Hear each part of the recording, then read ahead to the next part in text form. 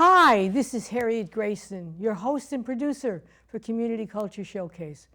Welcome back. I know it's been a hectic and maybe frightening last 18 months.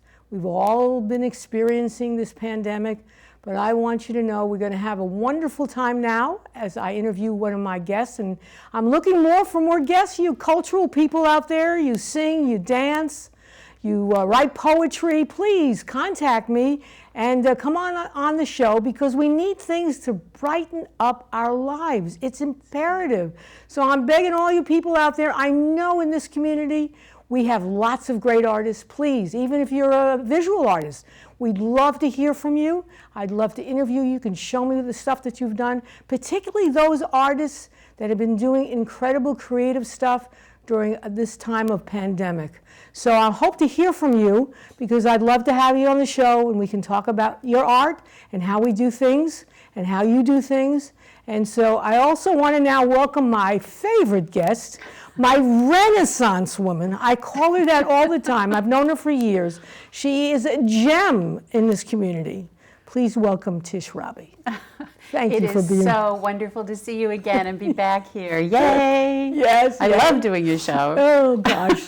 So tell me about yourself, because that's why I call you the Renaissance woman. You have evolved and have changed, and that's the beauty of having some real talent, and I greatly appreciate it. Oh, so give us the story. I love the story. You love this story. Well, the story really is that I went to high school to become an opera singer.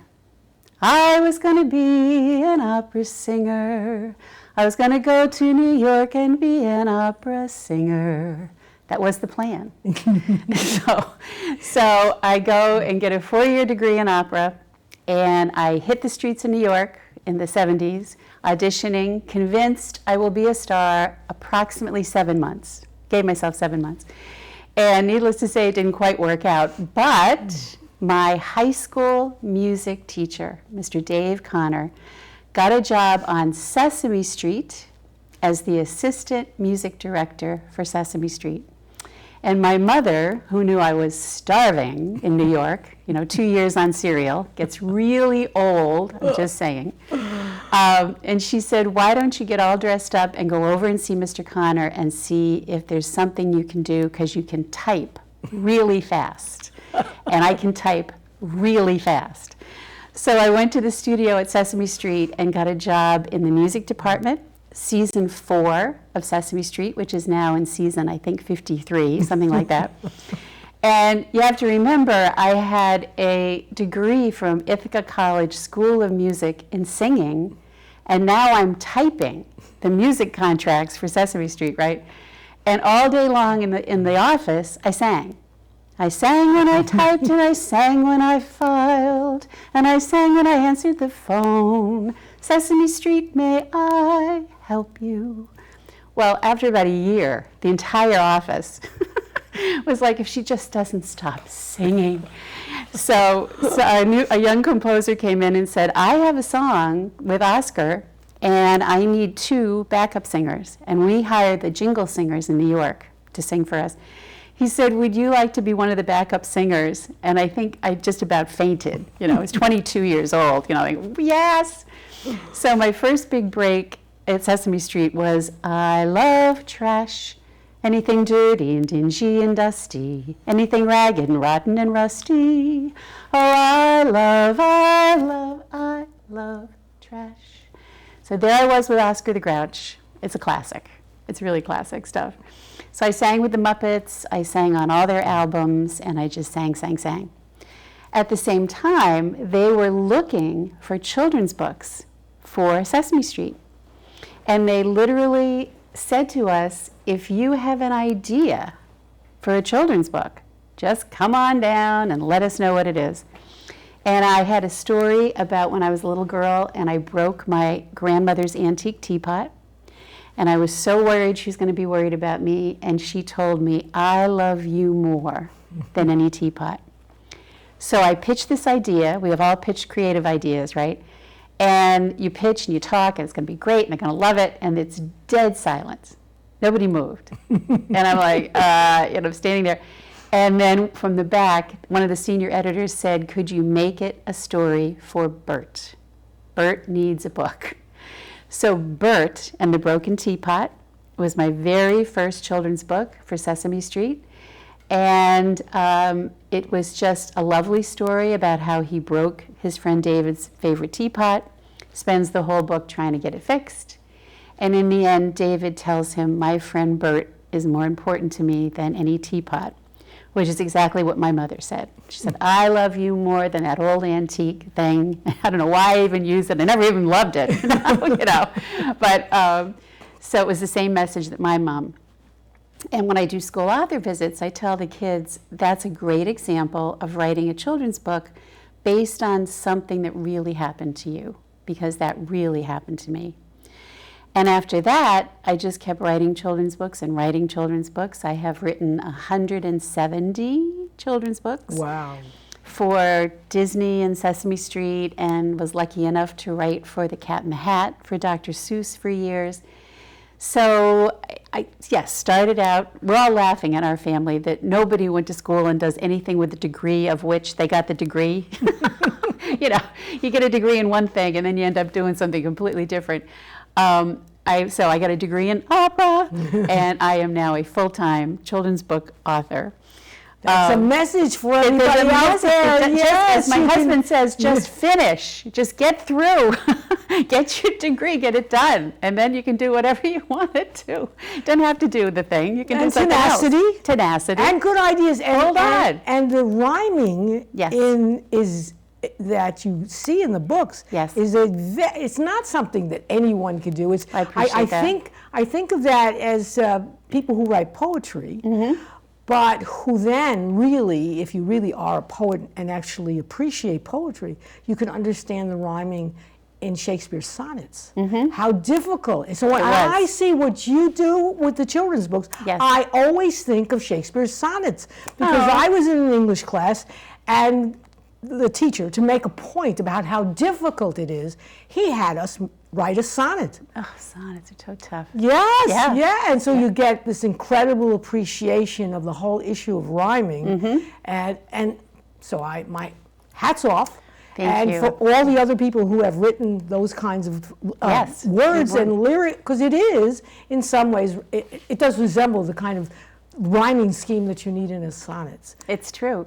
And the other thing that's interesting is I write all my children's books in rhyme. And a lot of the teachers have told me that it helps the kids remember the book, remember the rhymes, remember the words. My first Dr. Seuss book was all about birds. And I wrote this line, when birds want to go on a winter vacation, they all take a trip, and they call it migration. I'm just sharing this. So a lot of the kids could learn the word migration. It was not an easy word. Right. Because they knew it rhymed with vacation. Right. So yes, I write all my books in rhyme. And that is, I rhyme all the time. Yes, as they say. And it probably helped you that you were a singer to begin with, because that's part of the phrasing that you do when you sing. And I'm actually a great opera lover. Yes. So that the phrasing is so very, very important in singing like that. Yes. And there are also other kind of complex composers of even pop music, but in terms of being able to phrase it properly, you got to have a sense of rhyme. You do. And of the many Renaissance things you talk about, so now I get this degree in singing, and I'm doing it not as a vocation, but as an avocation. It's just for fun. So my husband and I put a band together about 6 years ago right here in the Mystic area called Tish Rabe and Friends. And we sing contemporary jazz and country, and my husband plays banjo and bass. And I was thinking during the pandemic when we couldn't sing, it's been almost 2 years, close. We're going to go back. We have other gigs coming up. But it's been a long time, and there was part of me that thought, am I going to forget the 390 songs that I know? My romance doesn't need a castle rising in Spain.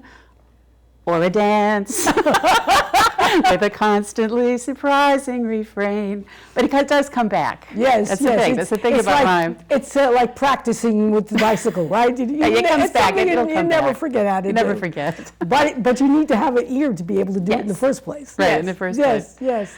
Yes, so tell me, you have been immensely busy. Busy. Very busy. Very busy. Very You busy. have used your time in, well, not in total solitude, because you actually, you do have a husband and you live in the, and you must have seen your family, but From a very far distance. But you had to use this time, because I know, and you know, many writers in particular who sort of shut down during COVID, Yep. and they just couldn't put their heads together to put down words on a computer. page. Yes, yes. I know. And I can appreciate it because I use this time to write novels under my own name. Nice. Harriet Goodman Grayson. Okay. So I created Rockaway Riptides, which is my memories about what it was like to be in high school during the 1960s, using my coastal community where I grew up as the setting for it, Yeah. and talking about,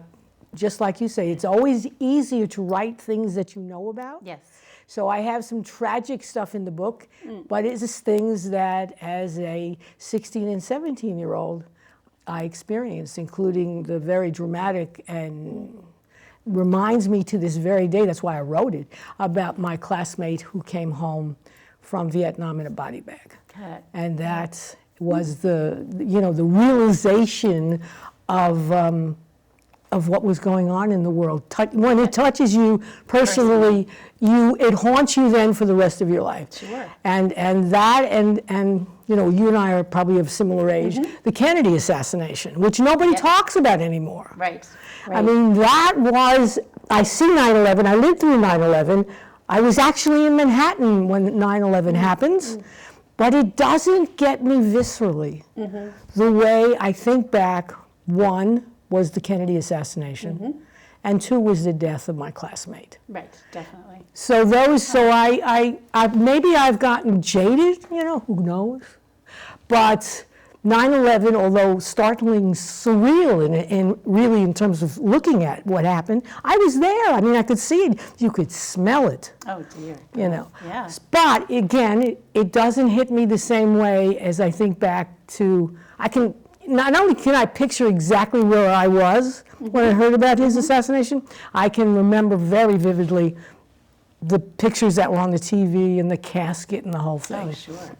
So Wow. that was what I did, and you did things a lot happier, More fun. a lot more Lighter. a little lighter, That. a little Definitely lighter. a little I got lighter. heavy, you got light. Tell us about what you then did. Oh, wow. Well, during the COVID, whenever we're all closed down and everything, I decided that what I really, really wanted to do was create my own children's book publishing company. I have been writing for the major publishers for 30 years, something like that, all those books, and I really, really wanted to try to create a book in 10 months. The big publishing houses, for those of you out there who write for them, there are many of you out there, it's around 2 to 2.5 years from creative concept to a book you can hold in your hand. And I said to myself, I know I can get a talented team together and do it in a third of that time. This is not rocket science. I'm trying to put a guy on the moon. I'm just trying to help kids and families. So we put together Tish Rabe Books, and I started out to create books to help children and families. My passion in life, that's one of the reasons I started the company, was I want to create children's books that make a positive difference in the lives of children, caregivers, teachers, and parents worldwide. And I know I have the talent to do it. I know the people I can hire to do it. So let's just do it. And the first book, I was lucky enough to get connected to a wonderful, wonderful nonprofit called Pajama Program. And they are just such wonderful people, and their mission is to help children facing adversity with free pajamas, with free storybooks, and promoting sleep, really, really healthy sleep routines. Because bedtime can be really stressful for parents, for kids, for caregivers. And they've created this wonderful way of getting kids to relax, calm down, and go to sleep. And kids need sleep to learn and grow and thrive. And let's face it, we all need sleep. So the first book, Tish Rabe and I almost said Tish Rabe and Friends. Tish Rabe Books came out with is this one. Very proud of this one. This is called Sweet Dreams Ahead, Time for Bed. And it's a rhyming storybook written by me with beautiful illustrations. Yes. All hand painted by a beautiful artist in London called Jill Guile. And what we did in this book is we have a very sweet rhyming storybook. We also have a lullaby to the tune of a very simple lullaby that people can sing. And then in the back, we have tips for parents and caregivers on how to help your child get ready for sleep, which Pajama Program helped me write. And it's just a real, I have to say, when I have described this book, I think the best way I can put it is it's a hug. It's just a hug. And it just has such a warm and gentle feeling throughout the whole book. And then at the end, it has the Sweet Dreams lullaby to the tune of Twinkle, Twinkle, Little Star. And I'll just sing you 2 lines. Night is here, today is done. It's time to sleep, my little one. Now it's time to feel the day softly, slowly slip away. So close your eyes, and when you do, know now and always I love you. So I'm making you sleepy already. No. I can feel it. So proud of this one, and so grateful to Pajama Program for helping me with Sweet Dreams Ahead, Time for Bed. How did you get connected with this group? Or did they come to you, or you went to them? How did Very it work? good question. And I was introduced to them because I really am passionate about getting free books into the hands of children who have no books. It's very hard for me, having worked at Sesame Street in 1975, when they were trying to help kids in underserved communities learn how to read, that across this amazing country, there are millions of children who don't have one book, not one book. So I always am looking for children's charities that help with getting free books to kids. Right. And the Pajama Program fascinated me because not only are they giving free books to kids, they're also giving free pajamas to children in adverse situations that don't have them, at least right at the moment. They get them from Pajama Program. So I met them, and they told me that they were kind of challenged because they had created parent tip sheets, but it was hard for the parents. They were, kept getting lost, and it's hard to have these one-sheet thing. You're supposed to take it with you and remember to read it. Perhaps they weren't even English literate. Yeah, exactly, got that. So what I suggested was I write them a storybook in the front that they can read aloud to their children. Snuggle down inside your bed, gentle kisses on your head. Dream sweet dreams, and when you do, know now and always I love you. So storybook, right? And then in the same place, there are the tips. They don't have to go to another sheet of paper and remember where they put it and all that kind of thing. And the other thing that was fun is I wanted to write, you know me, right? You can't stop me. Right. I wanted to write the tips in rhyme. So the tips are in rhyme. 30 to 60 minutes before you tuck them in is a good time for their bedtime routine to begin. And a lot of the parents who have this book read the tips to the kids too. Then we all know what we're doing, which is lovely as well. Yep. And Jill's drawings are so gorgeous. This is are. a little family of sea turtles, and the mommy sea turtle is telling a story of her own. We encourage parents, if you don't have a book, tell your children a story about you when you were little. And this little sea turtle is starting out by saying, when I was a little turtle, I lived on an island far, far away. So, and you can see these little turtle. I think this one's saying, wow, that is so cool. So anyway, so that's Sweet Dreams Ahead, Time for Bet. That's book number 1. You know, it seems so simple in its I know. simplicity, but I know from just those experiences trying to write a sonnet that they are not easy to do. It's not easy. It is not easy to be able to capture even having the last words rhyme, Yes. but having the structure of putting it into a kind of rhyming measure. Rhythm. Oh, yes. And that people might think, oh, I could do that. Well, I challenge them, Yes. watching this program, to go ahead and see if you can do that. Figure it out. If you can figure it out. It is challenging and hard, I have to admit, than Yes. the way it sound when we read it out loud. So now I'm in a situation where I've created Tish Rabe books, and I've done the first book with Pajama Program, so exciting. And I am literally at my desk. This happens to me more often than you would think. I'm at my desk and I get an email from a financial planning company in Ohio. So I'm always happy to talk to anybody, so fine, right up or set up a call.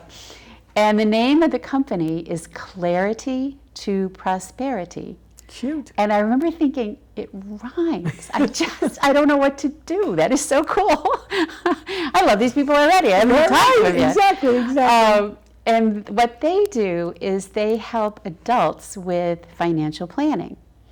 And they came up with something they call the bucket plan. And the bucket plan, in the bucket plan, you have 3 buckets. You have the now bucket for short-term financial planning. You have the soon bucket for midway, how's it going? Yep. And then you have the later bucket for long-term. And the CEO, Jason Smith, of Clarity to Prosperity, I love to say it, Clarity to Prosperity, has 2 sets of little twins. They were just little kids, super cute. And he was reading some books to his little kids, and he said, you know, we should have a children's book about money, about managing money, learning the life lessons about money. Sure. Younger the better to Right. get this started. So he spoke to one of the firm's partners, Jennifer Mackert, and the story, which is not my story, Harriet. I don't make this stuff up. Yeah, I know. You know me better than that. Yes. They said that Jason said to Jennifer, find me the best children's author out there, and let's just do this. And the timing could not have been more perfect. I just finished the 1 book. I had the whole creative team put together. Everybody's ready, and Jennifer reached out to me. And the minute I heard the idea, I do a lot of school author visits, as you know. Yes. And I'm sitting in a school in Greenwich, Connecticut, and I look at the librarian and I said, I hate to bother you. I said, but is there a need for books for kids about money? And she practically came out of her chair. She goes, yes. I said, okay, wow. She said that there's very, very little, they really need it, and that the core curriculum across the country about money is identifying coins. And I'm sitting there, it cracks you up. It's insane. I said, wait, coin, what? Right? So my friend who had 2nd graders, which is why I was at that school, I asked her, she goes, oh, please. She said, they sent home the homework on identifying coins.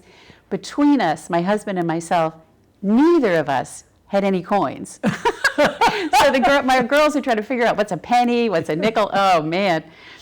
But the global issues about money, there really was nothing going on. Right. So what I did from the creative side is now I've got the idea of Clarity to Prosperity's bucket plan. How do I make this a book for kids? And the first thing I thought of is, okay, buckets, why don't we make them baskets for kids?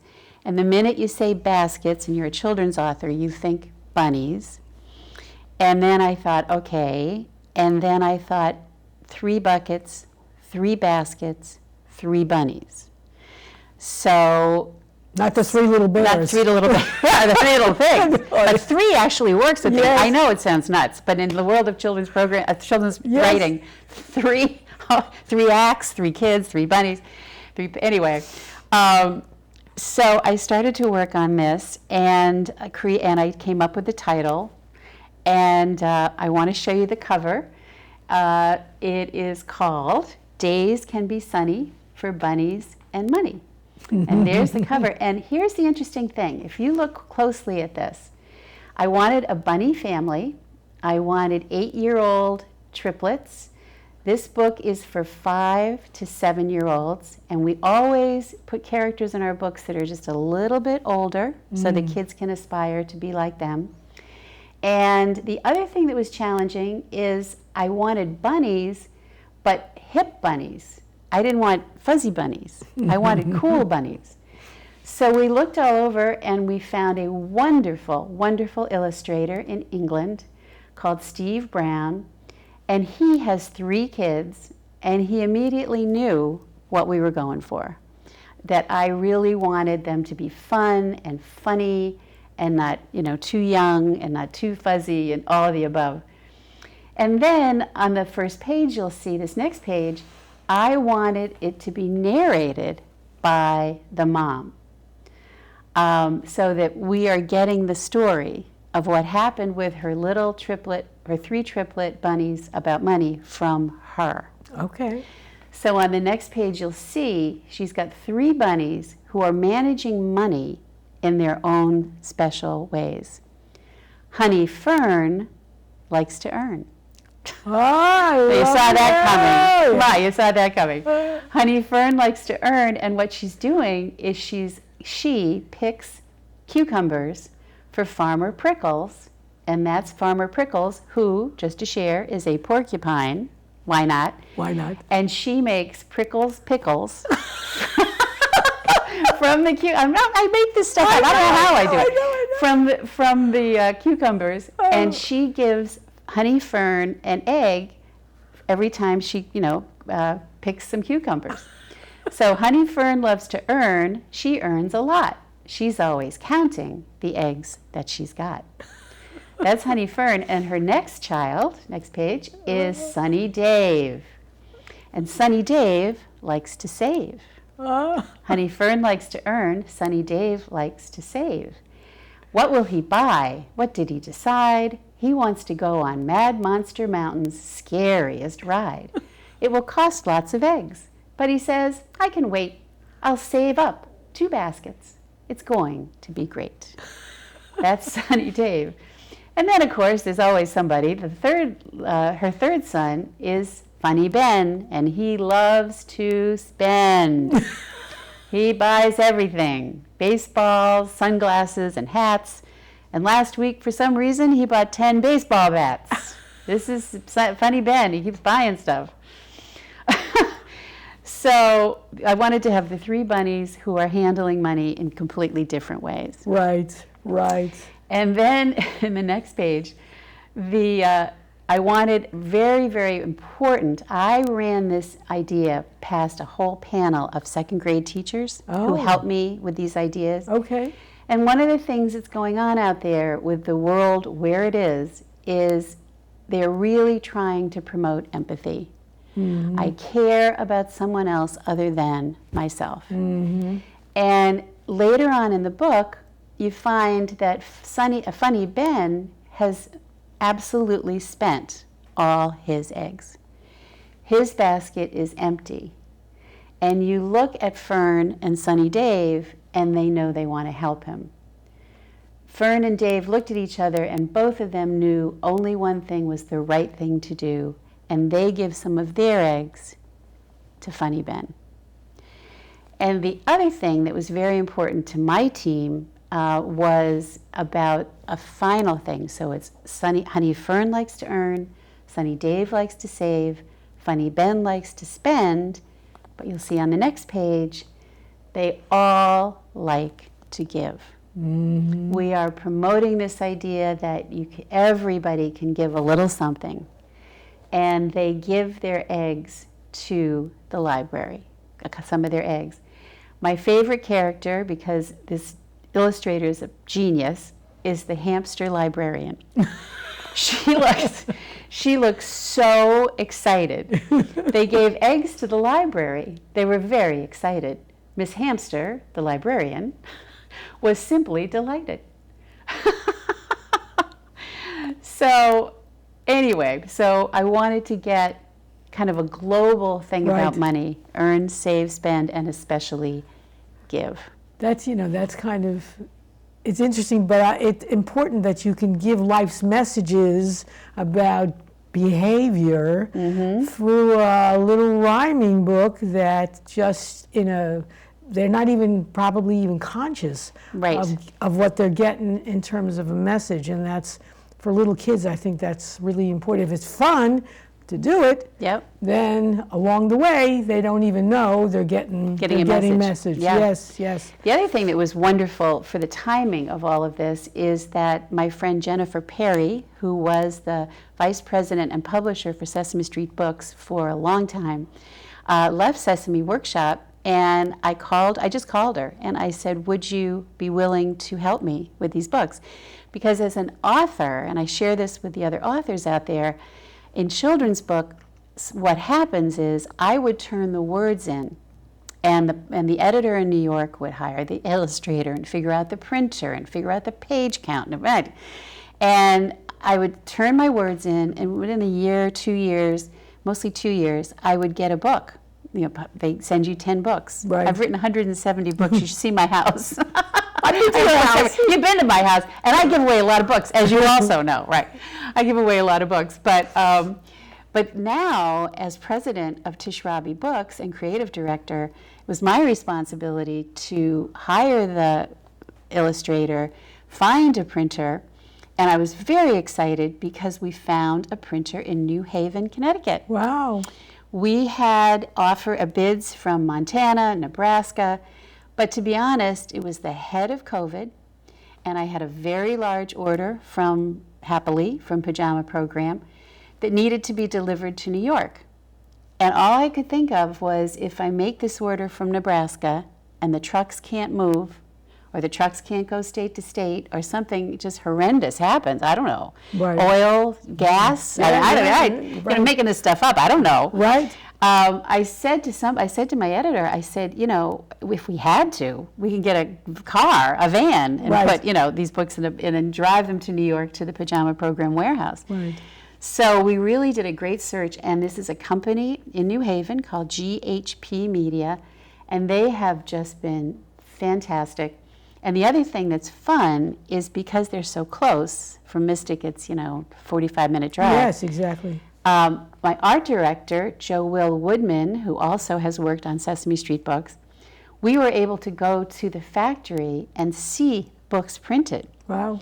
And honestly, after all this work, to sit there and see this artwork come flying off the screen, off the big machines, and then stamped into a book was just a joy. It was just, this is like so great that it really is a real book with real. And the other thing we did, which was really fun, is for Pajama Program and for Clarity to I still say it, I love it. Yes. Clarity to Prosperity, to get their message across, each of them had a page. So they were able to get their corporate messages out, tell people about their brand and what they're working on, so that it's able for people who read these to see what the people who partnered with us are all about. Right. And that's been really exciting. Sure, Very exciting. So, yeah. So here's the interesting question. Yes. How do we get these books into our houses? How do we get these books into our houses? That's the question. That's the key question. Well, we have a website, tishrabe.com, and feel free at any time to contact me. I'm tishrabe@gmail.com. There's my information down there. And she will. And I will. And I she do will. get back to people. People don't think I do, but I do. Yes, I go right back to Harriet. Of Yes. course I'll do your show. Why not? I love it. I miss you. Yes. I miss everybody, but I miss you too. So that's great. And just a shout out there, if you're a company that cares about kids and families, you want to make a positive difference, you'd like to get some safety information out there, I would love to do a book for kids about cars and all the noises they make and the fun things they do, and also include tips for car safety with kids. We got to keep these kids safe in the car. Right. That's just one of the many ideas we're flying around. But please feel free to reach out to me, and I would love to do a book with someone who cares about kids and families. And there are lots of groups out there, not Yes. only nonprofits, but even Yes. the government entities that Yes. are very concerned. And I think the timing is good because many kids are going back to school Yes. in person, who knows for how long. Yep. To go back, and it would be good for them to have books like this, books that promote going back to school, maybe Yes. social behavior, which has been absent because they've been just fighting with their brothers or sisters at home. Yep. Now they're back in the classroom. They haven't seen an authority figure like a teacher. You know, it's something even that the teachers' unions might be willing to promote so that Yep. they get kids who behave well, who probably have lost or forgot their social skills. Yes. So that's really important. And then the other one is, and I don't know if you've even in this issue, but the special needs kids who have been really, Yes. really affected, perhaps the worst of any kids out there, because they need some tactile, you know, that kind of personal. Yes. They need that right on Yes, with somebody them. holding their hand. Yes, absolutely. And that's been completely Completely gone. Completely gone. And the other thing, too, I'd just like to say is that this book, which is all about helping children calm down, relax, and get sleep, really would be amazing for, say, the Navy, where their parents are being deployed all the time. In 2018, my husband and I went to Hawaii, and I donated 900 books to the personnel in Pearl Harbor. And I signed a book for every child, and at one point, this little boy, I never forget it, was 4 years old, came up and leaned against my husband. And my husband, John, looked at him and said, "Hi," and introduced himself and said, "Are you all right?" And he looked at my husband and said, "I miss my mom." And these kids struggle with sleep because they are missing their parents. Yes. So I don't have contacts with the Navy or the Army or the National Guard, but I'm just saying, Right. you know, No, yes. this is a great example of a way to help kids who are stressed by their personal situation, by these wonderful people who are helping protect our country and need help at home with their families. Right. So that's another thing I'm very interested in. Are you also in, I don't want to, I've never thought of you as a political person per se, but had you thought about in terms of helping children, maybe with the possibility with the vaccines coming on with the kids from 5 to 12? The one thing I will say, to be honest, is we're trying to do evergreen. You know, I try not to do things that are topical now and, you know, 2 years from now they're going to go, you know what. Right. The thing that I love about the first two are sleep is universal. Right. It also will translate around the world. And the crazy thing about this is also, I didn't bring it today, but this is also in Spanish. This whole book's available in Spanish. This book is so simple, with such simple words, it could be translated, frankly, into anything. Right.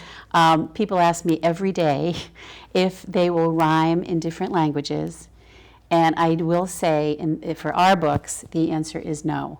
The Dr. Seuss folks have worked really hard to make their books rhyme in the other languages, but for us, I'm more interested in getting it out there than trying to struggle with hola and cola, but there is no cola in the book, so now what do we do? That kind of creative situation. I would much rather just get it out there, the messages. And the messages are important. I think that people want to know that there is a solution to this. You know, the Pajama program has wonderful tips on when to start and do the same things in the same order. The other thing that's really sweet about this book is it starts with a picture, I hope you can see it, of this little baby chick putting her little teddy bear to bed in a box. And what Pajama Program does is they have shoe boxes. Every child gets a shoe box, and every child gets a little dreamer bear, and they actually put their bear to bed. And they put their bear to bed in the same order of activities that their parents will do for them. Okay. So it strengthens the messages of what you do to get relaxed and go to sleep. Uh-huh. So it's just a lot of really wonderful information in a very easy, Yes. books are not expensive. We purposefully did soft cover to keep the price point down. Right. These books could absolutely be hardcover, which would make them more durable, but again, more expensive. Was more expensive. So we're trying to keep, these books are $6.99. We're trying to keep everything low on the Right. prices. All the books are. Right. So yeah, so it's exciting. Yes, very much so. It's exciting. So what's the future for Tish Rabe books? Singing, What's going on, dancing. Yeah. All right, just for the record, I can't dance. Oh, okay. And I'm not a great driver, and I don't cook. Just saying, there's a few things. But yes, I am really looking forward to our band being back. We are booked at the Steak Loft in Mystic on I know September it. 26th. Yes, You're on my list. yes. Many times I've looked out in the audience, and there she is with her husband, her wonderful husband. And we have a wonderful following. They're so loyal. They And your daughter, I heard your daughter sing once. My daughter. Yes. I have two very extremely talented children, I must admit. Yes. Our son Johnny and our daughter Melody will come and sing with us. And last year we did our Christmas show, and we were singing, I think, I'll Be Home for Christmas. Next thing I know, our son is whistling the whole thing. I can't whistle, so. Next thing I know, Melody jumps up and she's whistling the harmony. And I'm looking out at the audience going, how did I lose control of the show? What? I mean, just magic stuff. Yes, So the Christmas show is Sunday, December 12th, and it is just, we do all the holiday songs. And it's fun. Would you think about creating recordings of your shows and then go into the music business in a real spare way? time? Yeah, yes. I actually have written some original songs. I have written, believe it or not, over 250 children's songs for Disney and Sesame Street, and it goes on and on and on. It's all on my website. But I have written 2 adult songs. And one of them is called I Don't Sing the Blues. And the reason I wrote it, the inspiration, was when I was 24, I got a job singing at a little bar next to Lincoln Center. And the music director for Sesame Street, because I was working there during the day typing, you're getting this right, day typing, evening singing, came to hear me, and he said, I just have to say one thing. You look great, you sound great, but you're 24 and all you sing is the blues. So I fast forward about 4 years ago, I worked with an arranger from New York, and we wrote this song called I Don't Sing the Blues, right? Yes. I love to sing all kinds of tunes. I sing morning, night, and noon. But there are songs I never choose, 'cause I don't sing the blues.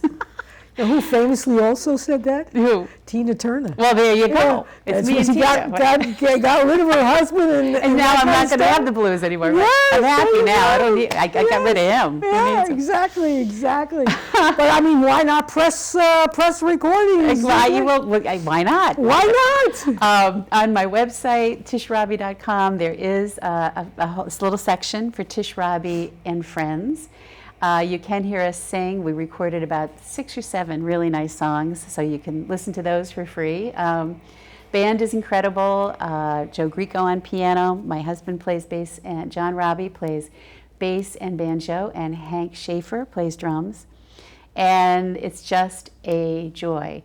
And I remember the hard years when I used to do it to try to get off cereal. And now you don't have to worry about that, which is nice. But years later, I used to eat Quaker Oats natural cereal with skim milk, because that's all I could afford. About a couple years ago, one of the kids bought a box, and it was in the house, and I ate it by mistake. And the minute I took a bite of it, it all came back. And it was all, oh my gosh, there I am, starving in the 70s, all over again. But now it's just a joy. Yeah, a joy. yeah. So we'll come on your show and sing some songs. Absolutely. We could do that. You can. We can. We'll come. We'll bring And the that- banjo. And it will be recorded, and it'll be on YouTube. There you go. And the world can hear you sing. Oh, that'll be wonderful. It will be. Okay. It will be. We did a couple of, quarantunes, they called them. Who Okay. came up with this? Not me. Okay. I don't know who wrote this. All right. But whoever did the quarantunes idea. My husband and I sat in our living room and sang Christmas carols and stuff for people. I had to get all dressed up in front of the Christmas tree and everything. And it was fun, but it wasn't the same. I just love to. And the other thing is I miss doing the school author visits. I wonder if we'll ever be allowed back into a school. I don't know. But I really finally got to the point where I couldn't do the Zoom visits in the classes. I need to be in front of the kids. Right. I just can't. I tried. I did. But they're looking at me on a big screen. It just, I don't know. It was me, but I couldn't handle it. But hopefully someday we'll be back in front of the Definitely. screen. We hope Let's so. hope so. We hope so. For I also sure. have a premiere for you. It's never been done before. I do this for you every time. All right. Let's hear it. So I always write a song for each of my books. So I wrote the lullaby for Sweet Dreams Ahead, Time for Bed for Pajama Program. And I've written a Days Can Be Sunny for Bunnies and Money song. And it's never been performed anywhere. Oh, This this is moment, the from my first. friend Harriet. Days can be sunny for bunnies and money. This book can show you how. I'll show the book. Yes. You can earn, save, and spend, and find ways to give.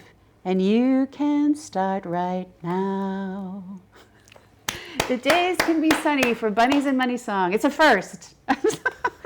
And I have to tell people, this seems so simple. It is not simple. You have your It's not assignment, all my watchers, all of the audience, you go and try and create rhyme that makes sense, and particularly rhyme that you can actually sing so that you can phrase it properly so that it doesn't sound out of kink when you do it. It is not an easy chore. To write books like this, all of her stuff is like this, and it is so complicated. You don't think, you have to have a mind that thinks like that in rhyme. So no wonder she doesn't sing the blues. Is because she's too happy. I'm too happy. She's too happy. I love what I do, and that's a beautiful thing. Absolutely, absolutely. So many of us, especially now. Yes. You can be 50 years old, go buy these books, and I say that because they'll make you feel good. Yes, happy. We're doing happy. And I here. want you to show this program to all of your friends so they can hear her singing these wonderful songs. It's the right time to get It is. cheerful. And this woman knows how to deliver that in a fabulous and meaningful way. It's not just rubbish.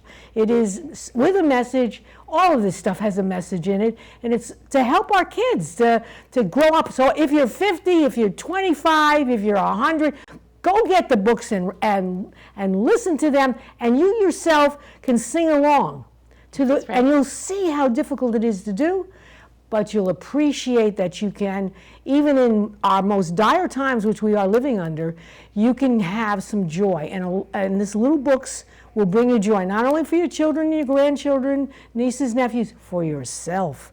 So that is my great message to you. Thank you. I appreciate that.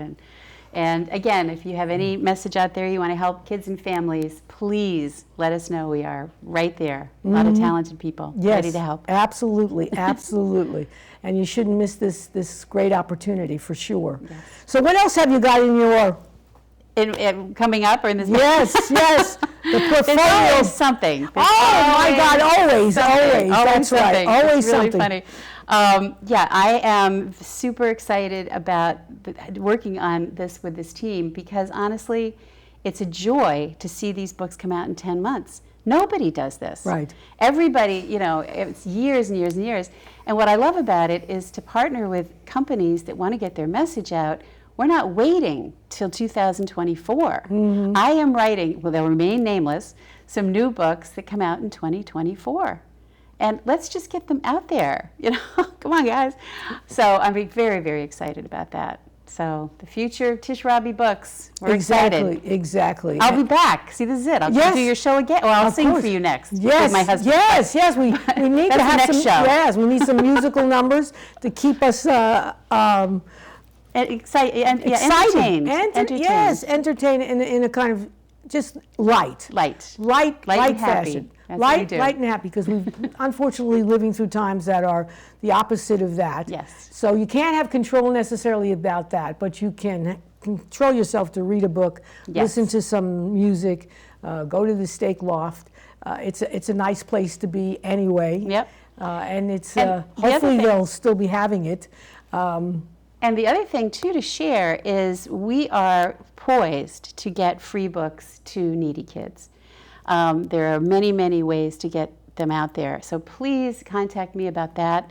I would love to get these books and a lot of other books to children out there across this amazing country who literally in the home there is not one book. Right. And this is my personal passion. I've worked on it for years. I've donated thousands and thousands and thousands of books. But I really feel that a lot of people don't realize that. I think people don't realize how could there be somebody in their family and there are no books to read to their children. The other thing is I'm passionate about creating books that are easy to read. It doesn't help if you give a free book to someone who can't read it, because it will end up under the couch, not for anybody's fault, it's just too hard. Right. This is why my books I try very, very hard to make my books as simple as I can, because what we're really trying to help people is how important it is to read to their children, hold the baby in your lap, open the book, show her how to turn the pages, show her what upside down is, and read to her. Also, I urge everybody, I get this all the time, they all say, well, I can't sing. And I'm here as a full-time singer to tell you, you can sing. It doesn't matter how gravelly it is or how crazy it is. All your baby wants to hear is you. They can hear me on the internet if you're really desperate, push play, and I'll sing for you. I will do it. I've done it a lot. But really what your children want to hear is the beautiful sound of your voice. They love you, and they want to hear you sing and read to them. So really encourage everybody to do that. It's a magical thing. And the other interesting thing is that many of the children that you give these books to, the parents are kind of semi-literate. Sometimes. And so the simplicity of the words makes it easier for mom or dad or whoever to read to the child, because you're not using 5-syllable words or something like that. And so it becomes, and if the parent or caregiver feels comfortable enough reading the story, that will encourage them to actively want to do some more, maybe reading to the child somewhat, maybe get them to the library or whatever, so that they have more books. So it's a way of educating the parent, particularly parents who themselves did not benefit from having any kind of education. Well, the other thing too is on all our books for Tish Rabe books, we will record them online. So if someone wants to hear someone else read them, I have them in the Spanish, lullabies sung in Spanish. Any way we can provide material for our audience to listen to it on, so they can emulate what we're doing. So that's exciting. I got to tell you, we could go on for like 4 hours. Yes, we're just warming up. But yes, I get it. Exactly right. So I want to thank Tish for coming. Oh, you're welcome. Thank you for having me. So singing, she doesn't dance, she says, but she does do a lot of good singing. So I want to thank you for joining us. I want you to get and see this show. I want you to share this program in particular, because the message here is absolutely important, especially now. The kids are going back to school. Give them an opportunity to learn to read. Read to them. I mean, they could be 2 months old. It's never too early. They could be 2 days old. It's never too early to get started with reading to your children. It'll help you, make you feel good. And you can try singing. It's all right. Your kid doesn't know if you are horrible. I used to sing to my children. I am a horrible singer. So I want to thank you for coming. This is Harriet Grayson, your host and producer for Community Culture Showcase. Bye-bye.